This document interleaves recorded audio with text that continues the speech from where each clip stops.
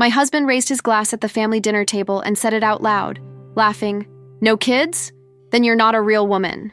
The entire table froze for a second. Then came the muffled laughter. I felt something tighten in my chest, warm and heavy. I could have exploded right then and there. Instead, I took a deep breath, smiled calmly, and kept eating in silence, because there was something in my car that I hadn't shown anyone yet. Before I take you any further into that night, I want to pause here for just a moment, because what you're about to hear didn't write itself. Someone sat with this story, turned it over slowly, found every crack and every quiet truth inside it. There is a real human presence behind every word you're going to hear. I say that because this story deserves that kind of weight, and so do you, for staying. If you're new here, stay. What happens next will stay with you. I want to tell you about the version of Daniel I fell in love with, because that version was real. I need you to understand that.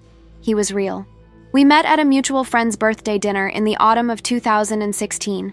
He was the kind of man who filled a room without trying, the kind who remembered the name of your childhood dog after hearing it once.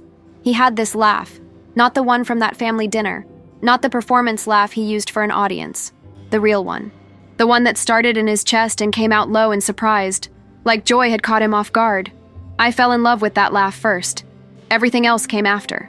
We were married in June of 2018. Small ceremony. A garden in Vermont, white string lights, my grandmother's ring. I wore a dress I'd found in a vintage shop in Burlington and cried in the dressing room before the ceremony. Not from nerves, but from something that felt like arriving. Like I had been walking toward that specific afternoon my entire life. And finally, I was standing inside it. The first 2 years were good. I mean that without irony or revision. We cooked together on Sunday mornings. We drove with no destination on rainy Saturdays, picked restaurants by the way the light looked through the window. He left coffee on my nightstand before I woke up. I folded his shirts the way he liked, collars flat, sleeves tucked in. These are small things, but small things are the architecture of a life, and ours felt solid. We talked about children early, openly, warmly. He wanted 2. I wanted 2. It felt like one more thing we agreed on, one more tile in the mosaic we were building. We weren't in a rush. We were young enough. We had time. And then time passed. The first year of trying felt like anticipation, the kind that still has lightness in it. We didn't talk about it too much. We were hopeful and quiet about the hope, the way you are when something feels delicate and you don't want to press too hard.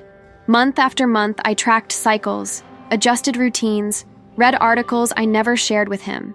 I kept the worry private because I didn't want to make it a thing yet. I didn't want it to become a diagnosis before it had a chance to just be life.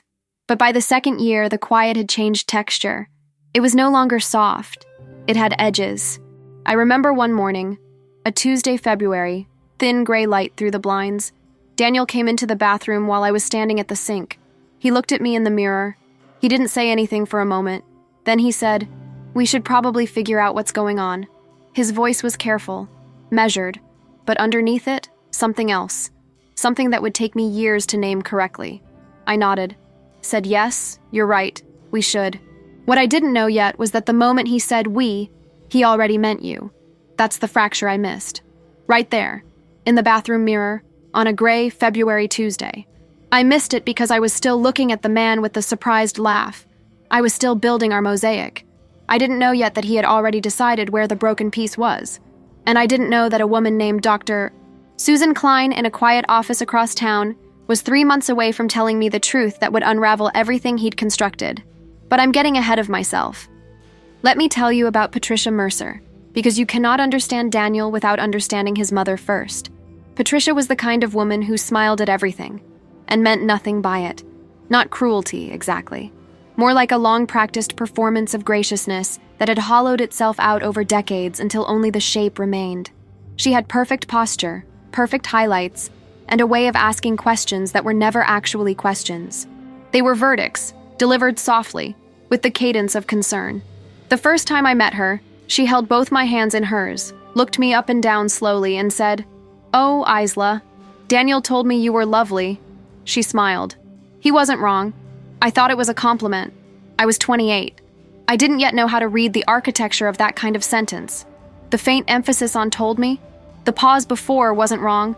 The way the compliment was really about Daniel's judgment, not my worth. I would spend the next 6 years learning to read her in real time. By the end, I was fluent. The Mercer family gathered 4 times a year like clockwork. Thanksgiving, Christmas, Easter, and a summer dinner that Patricia hosted at her house in Connecticut.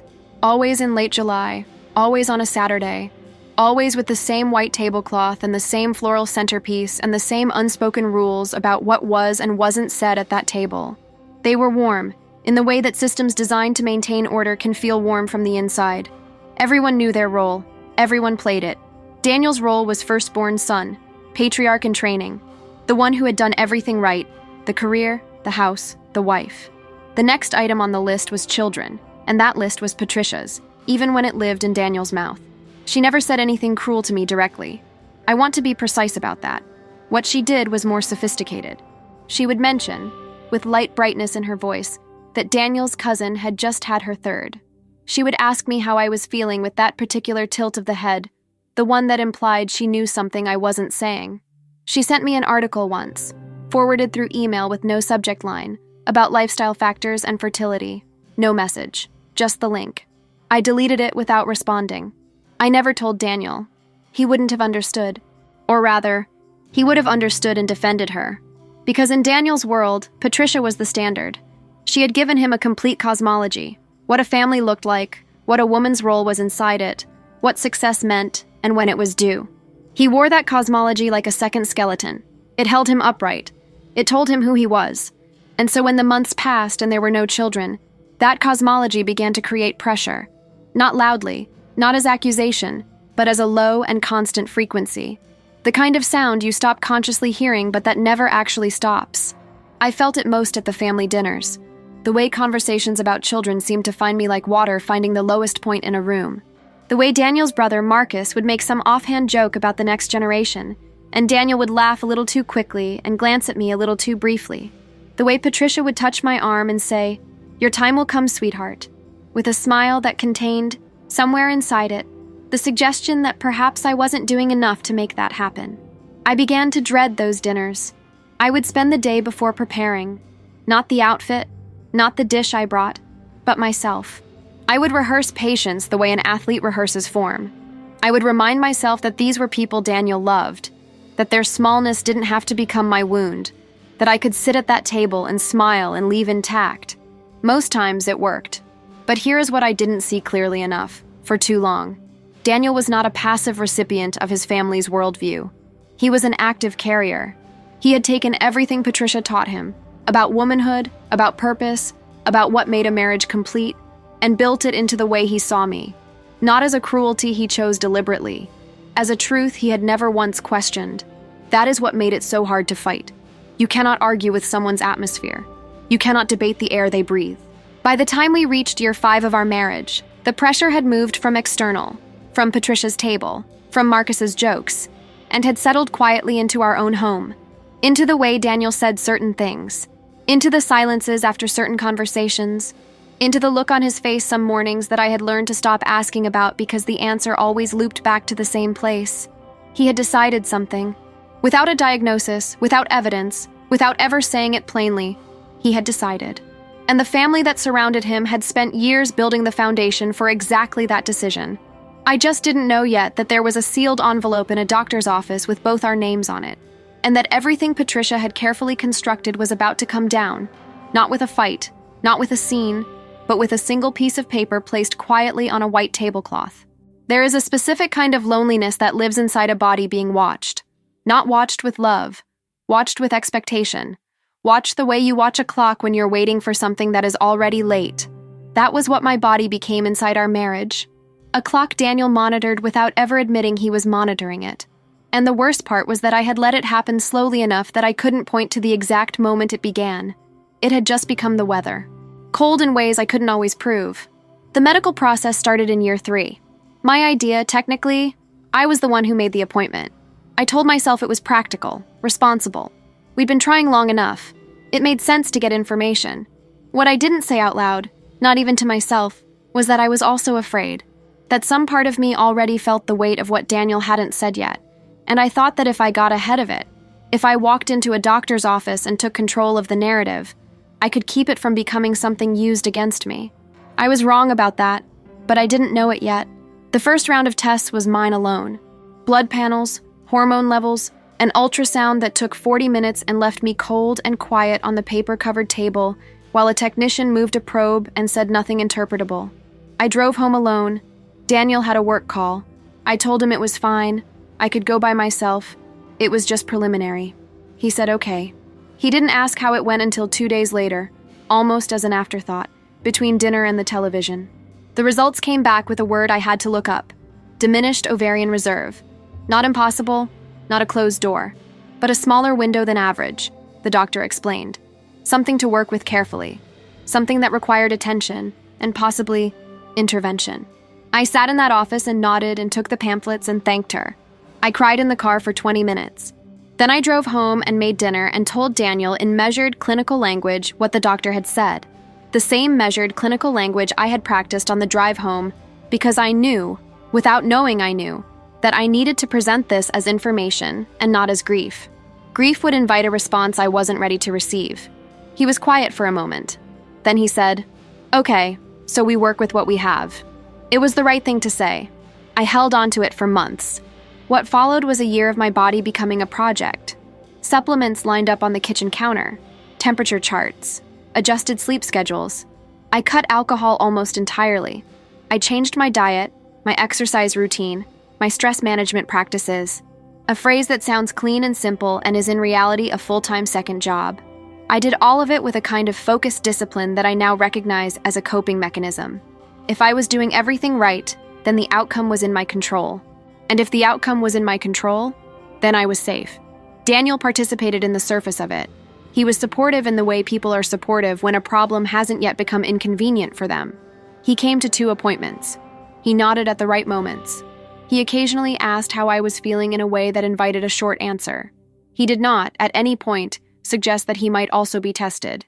I didn't push it, and I've thought about why, many times since. Part of it was not wanting to introduce a conflict before I had the strength to hold it. Part of it was the way the entire structure of those early appointments had been designed around my body, as if the investigation naturally started there and would only extend outward if I failed to produce an answer. And part of it, the part I'm most honest about now, was that I understood, instinctively, that raising the question would cost me something in my marriage that I wasn't yet ready to spend. So I stayed quiet, and my body stayed the subject. The second year of the process was harder. An IUI that didn't take. Another that didn't take. A conversation with a specialist who used the phrase unexplained infertility, a term I came to despise because it sounded like a verdict with no defendant. Everything we had checked was within range. No clear blockage, no definitive answer. Just, we don't know. Keep trying. Consider IVF. That night I sat on the bathroom floor for a long time. Not crying, just sitting, feeling the tile cold through my clothes and listening to the house settle around me and thinking about how strange it was to be a mystery inside your own body, to not know what was happening in the most private architecture of yourself. Daniel knocked after a while, asked if I was okay. I said yes. He accepted that. It was around this time that the comments started shifting at family dinners. Lighter at first. A joke here, a loaded question there, but more frequent. More pointed, as if the years of polite silence had finally worn through to something less careful underneath. And at the center of all of it was the same unspoken assumption, so deeply embedded by then that no one in that family, including Daniel, seemed aware they were making it. The assumption that the question mark belonged to me, that I was the variable, that I was the one who owed an explanation to the table. Dr. Susan Klein's office was 12 minutes from our house. I had driven past it dozens of times without stopping. The day I finally walked through that door, I told myself it was just one more test, one more piece of information in a long and exhausting process. I didn't allow myself to hope for anything specific. I filled out the intake form. I answered her questions. She was precise and warm in equal measure, the kind of doctor who looks at you, not just your chart. Before I left, she said the results would take about 10 days. She handed me the envelope herself when I came back. I didn't open it that day. I put it on the passenger seat and drove. I wasn't ready. Not yet. But I was 3 weeks away from a family dinner in Connecticut, and the envelope was patient. Patricia's house in Connecticut smelled the same every time. Roasted garlic, something floral from a candle near the entryway, and underneath it all, wood polish, old and familiar, the smell of a house that had been maintained to the point of preservation, like a museum that still served dinner. We arrived at 6:45. Daniel drove. I sat with my hands in my lap and watched the trees pass in the last of the evening light and thought about the envelope in my bag. I had brought it. I don't know exactly why. Some instinct I couldn't name. Not a plan. Not yet. Just the feeling that I shouldn't leave it at home, that it belonged close to me that night. The table was set the way it always was. White cloth, candles already lit, the good china that came out 4 times a year like seasonal theater. Patricia stood at the head of the kitchen, greeting everyone with her 2-handed clasp and her smile. Marcus and his wife Diane were already there. Daniel's Aunt Carol had driven up from New Jersey. 2 cousins I saw only at these gatherings. Ryan and his girlfriend, whose name I could never remember, and Sophie, who was 8 months pregnant and glowing in the way that made the entire room orbit around her without anyone acknowledging that was what they were doing. I noticed. I always noticed. We sat down, poured wine, the breadbasket went around. Patricia asked about work, about travel, about Daniel's recent promotion, a topic she returned to with the satisfied frequency of someone who had predicted a good harvest. He answered with the ease of a man in his natural habitat. This was his table. These were his people. He was exactly who he was supposed to be here, and the room confirmed it with every laugh, every nod, every lifted glass. I was quieter than usual. Not obviously. I had spent 6 years calibrating exactly how much quiet was invisible. I asked Diane about her garden renovation. I complimented Patricia on the lamb. I laughed at the right moments. The envelope was in my bag, on the chair behind my back. It was Marcus who started it. He was on his 2nd glass of wine, relaxed in the way that made his filter permeable, and he looked across the table at Sophie's round belly and said something about the next generation arriving in waves. Laughed. Diane laughed. Patricia made a soft, pleased sound. And then, the pivot. The one I had felt approaching all evening like weather. Patricia looked at me, not unkindly, with that smile. "It won't be long for you two, I'm sure," she said. Light as a feather, heavy as stone.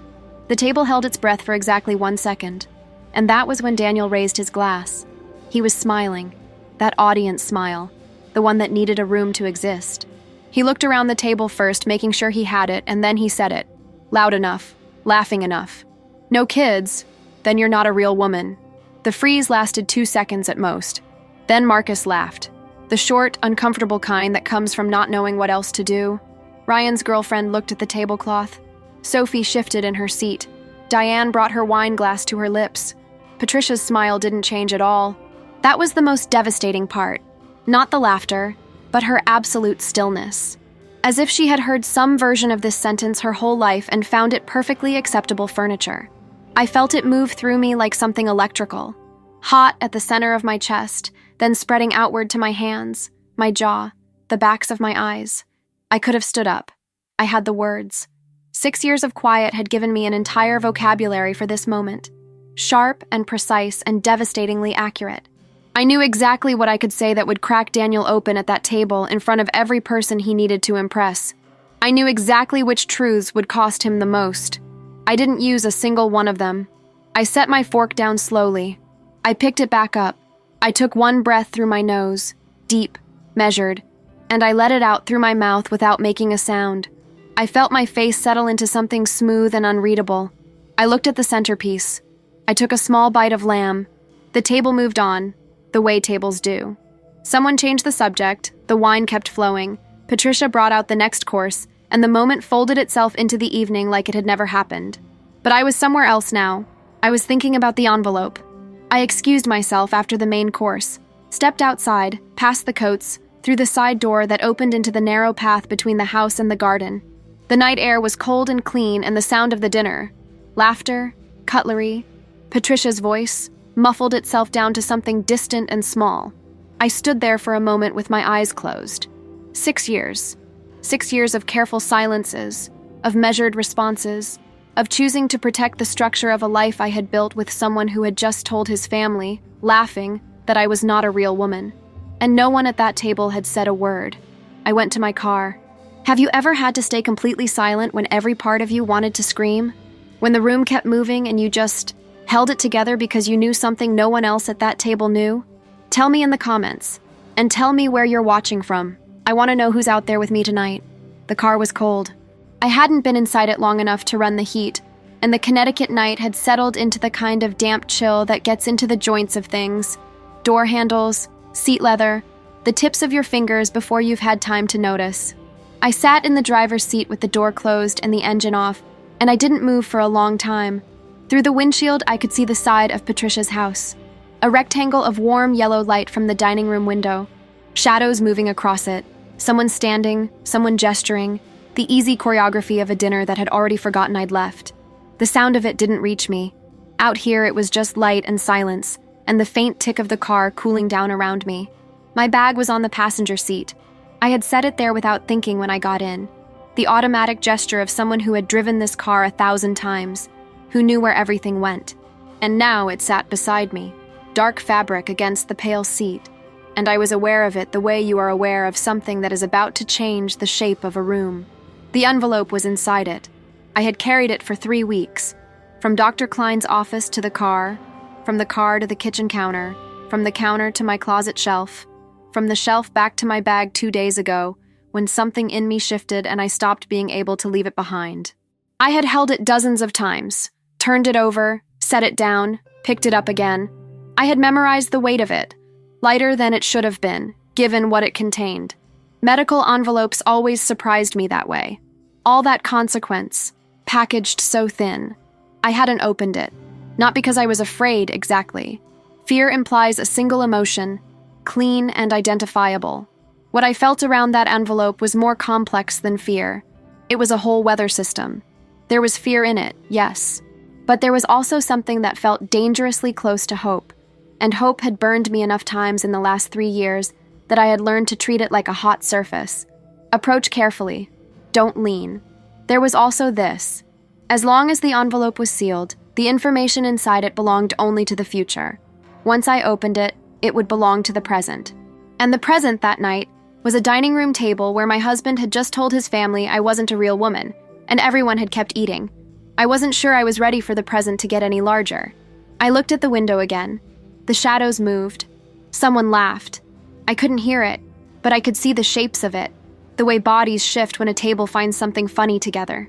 Daniel would be in the center of it. He was always in the center of it here. This was where he made the most sense to himself. I thought about the first time I'd seen him laugh, the real laugh, the surprised one, at that birthday dinner almost 10 years ago. I thought about Vermont, the string lights, my grandmother's ring, the feeling of arriving. I thought about a Tuesday morning in February and a bathroom mirror and the word we that had already meant you. I reached into my bag. My fingers found the envelope before my eyes did. That familiar weight.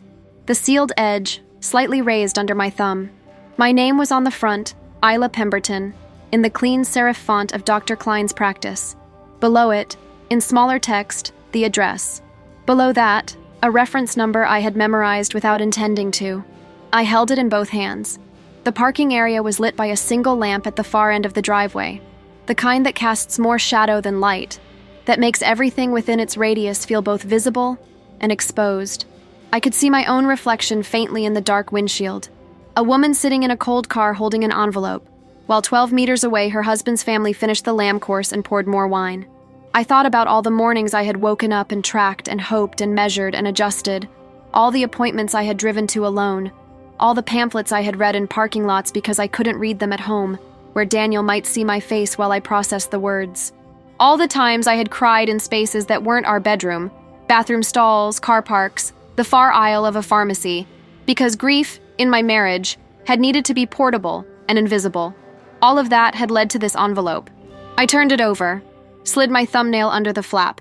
Slowly, the way you open something you can't unopen. The seal gave with a sound so small it was almost nothing, a whisper of adhesive releasing. And then the flap was open and inside was a single folded sheet of paper, crisp and white, and I could see the header of Dr. Klein's practice at the top even before I unfolded it. I unfolded it. The parking lot light was just enough. I read the first paragraph. Then I read it again. I sat very, very still. Outside, the dining room window flickered. Someone had moved near the light. A shape crossed the glass and disappeared. The dinner was still happening. The world was still happening. The cold was still in the leather of the seat, and the darkness was still pressed against the windows, and my husband was still inside that house, at his mother's table, among the people who had laughed. And I was sitting here, holding a piece of paper, and everything had just changed direction. I want to tell you what the paper said, but first I need you to understand what it felt like to read it, because the words themselves were clinical, precise, formatted in the clean language of medicine. And yet what they did inside me was not clinical at all. What they did was seismic, quiet and seismic, the way the deepest earthquakes are, not the ones that shatter windows, but the ones that shift tectonic plates miles underground, rearranging the foundations of things without making a sound on the surface. Dr. Klein's report was 3 pages. I had only made it through the first paragraph before I stopped. I went back to the beginning, read it again. Slowly this time, word by word, the way you read something when you need to be absolutely certain your eyes aren't doing something your mind is asking them to do. They weren't. The report was thorough. Dr. Klein had been thorough. That was exactly the word for her. I had thought it the first time I sat across from her desk. She didn't summarize where she could specify. She didn't soften where precision was more useful. And so the language on that page was exact and measured and completely, irrefutably clear. The fertility issue was not mine. Let me say that again. The way I said it to myself in that cold car, in a whisper so quiet it barely disturbed the air. The fertility issue was not mine. My results, the ones that had worried me for 3 years, the diminished reserve, the unexplained difficulty, were present, yes. A smaller window, as the first doctor had said, but workable, within a range that medicine could support, could assist, could work around with the right intervention. But Daniel's results, the ones from the sample he had finally submitted 6 weeks earlier, in a brief and reluctant concession to the process that he had framed as a formality, as something done purely to rule things out, as if the answer were already obvious and this was just paperwork, Daniel's results were not workable in the same way. The medical term was severe oligospermia. I had looked it up the day Dr. Klein called to say the results were ready and that I should come in. Severely low sperm count. Motility compromised. The kind of numbers that explained, with brutal efficiency, 3 years of trying. 3 years of my body being the subject. 3 years of pamphlets and supplements and appointments driven to alone, and grief made portable and invisible. 3 years of a table full of people looking at me like I was the question mark. I sat in that car and I held the paper and I did not cry. I want to be honest about that. I expected to cry, and I didn't. What I felt was larger than crying, and strangely quieter. It was the feeling of a weight I had been carrying so long I had stopped knowing it was there, suddenly lifted. Not joy, not vindication, not yet. Something more fundamental than any of those things. The feeling of the ground becoming level again. I thought about every comment at every dinner table, every loaded question, every smile from Patricia that contained a verdict. Every morning, Daniel had looked at me in a way I had learned not to ask about. Every time the word we had meant you. Every time I had cried in a space that wasn't our bedroom because grief needed to be invisible inside our marriage. I thought about a man raising a glass and laughing. No kids? Then you're not a real woman. The dining room window was still lit, still warm, still full of shadows moving through the choreography of a family dinner that believed it already knew the shape of things. They did not know. I folded the paper slowly, carefully, exactly along its original creases, the way it had come out of the envelope. I slid it back inside. I pressed the flap down. It didn't reseal, so I held it closed with my fingers for a moment. Then I set it on my lap. I looked straight ahead through the windshield. I stayed like that for a long time. I'm not sure how long exactly. Long enough that the cold in the car deepened. Long enough that my breath had started to fog very faintly in the air in front of me. Long enough that 2 people came out of the front door of the house, laughing about something, and got into a car parked ahead of mine and drove away without noticing me sitting there. I was not angry. I want to be careful to say that accurately, because anger would have been understandable, and anger would have been loud, and loud was not what this moment asked for. What I felt was something cleaner than anger, quieter and more permanent, the kind of clarity that only arrives after a very long confusion, that settles into the body like the last piece of something finally placed correctly. I knew what I was going to do, not out of revenge. I need you to hear that clearly, because what happened next could look like revenge from the outside, and it wasn't. Revenge is about making someone feel a specific pain. What I was about to do was simpler than that. It was just the truth, placed where it belonged. Nothing more, nothing less. I picked up the envelope. I opened the car door. The cold air came in sharp and immediate, and I stood up into it, and I closed the door behind me, and I walked back toward the house, toward the warm yellow light of the dining room window, toward the sound of Daniel's family finishing dessert. I was carrying 3 pages of paper, and I had never felt lighter in my life. The side door opened quietly. I had come in the way I'd gone out, through the narrow path, past the coats, back into the warmth of a house that smelled like roasted garlic and wood polish, and Patricia's candle. The heat hit me first, then the sound. Voices, the soft percussion of dessert plates being set down. Someone, Marcus, I thought, in the middle of a story, his voice carrying that particular rhythm of a man who knows he has the table. I stood in the hallway for a moment. Just a moment. My coat was still on. The envelope was in my right hand, held loosely. The way you hold something when you've already decided what to do with it, and the deciding is the finished part. I didn't rehearse anything. There was nothing to rehearse. I walked into the dining room. The room registered me the way rooms register someone returning from a brief absence. A glance, a slight reorientation, then back to the conversation. Marcus was mid-sentence. Patricia was cutting into something small on her plate. Daniel looked up at me with the easy and curious expression of a man who had not spent the last however long sitting in a cold car, rearranging the entire foundation of his understanding of the last 3 years. He smiled. The audience smile, automatic, social, already looking back toward Marcus. I walked to my seat. I didn't sit down. I placed the envelope on the table, not in front of Daniel specifically, in the center, between his place setting and mine, on the white tablecloth, next to the candle that had burned down an inch since dinner started. I set it down the way you set down something that belongs to a room, without ceremony, without announcement, without a word. And then I picked up my bag from the back of my chair.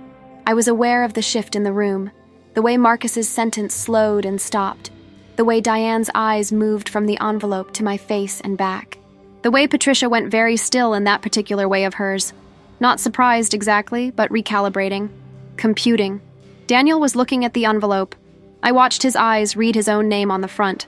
I watched something move across his face, not understanding yet, just the beginning of a question forming.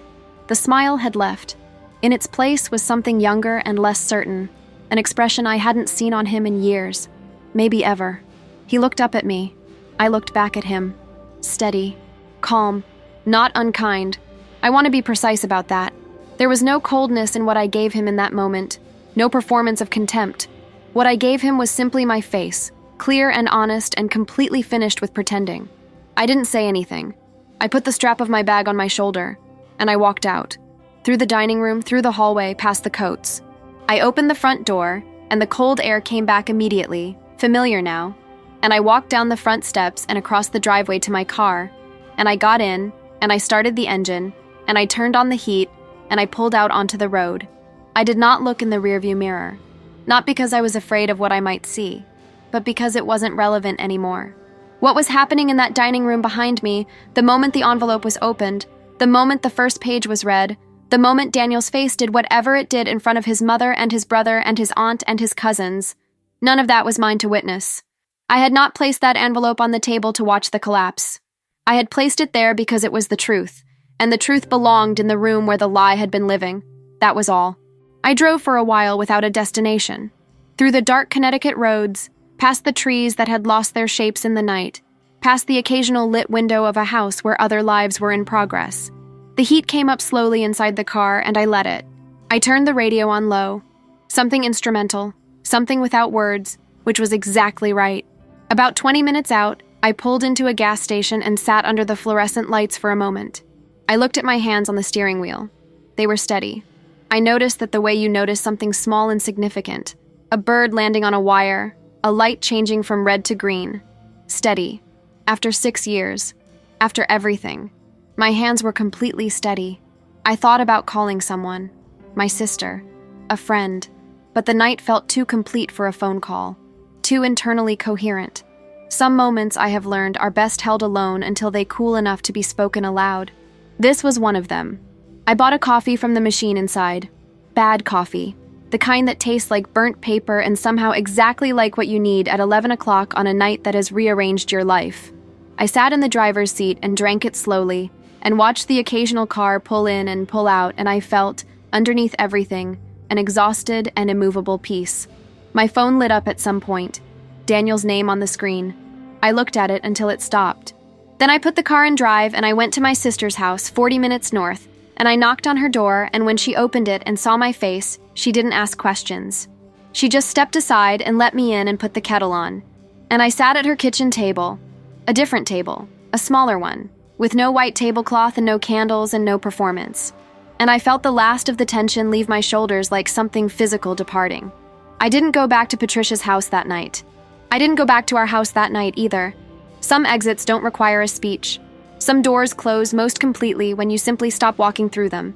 Before I tell you where Isla is now, drop your city in the comments. I want to know who's still here with me, who stayed through the whole thing, who needed this tonight. It's been 11 months since that dinner. I don't measure time by him anymore. I want to say that clearly because for a long time I measured everything by him. By us. By the shape of a life I had been building inside a frame that was never quite mine. 11 months ago, I stopped doing that. And the first thing I noticed was how much space opened up when I did. Not empty space. Full space. The kind that belongs to you and waits quietly for you to decide what to put inside it. I live differently now. I won't tell you the city. Not yet. Maybe not ever. But I'll tell you what it feels like. It feels like a place I chose. That sounds simple, and it isn't. For 6 years, I had been living inside choices that had accumulated around me, rather than choices I had walked toward deliberately. The apartment, the routines, the calendar, the careful management of a dinner table's worth of other people's expectations.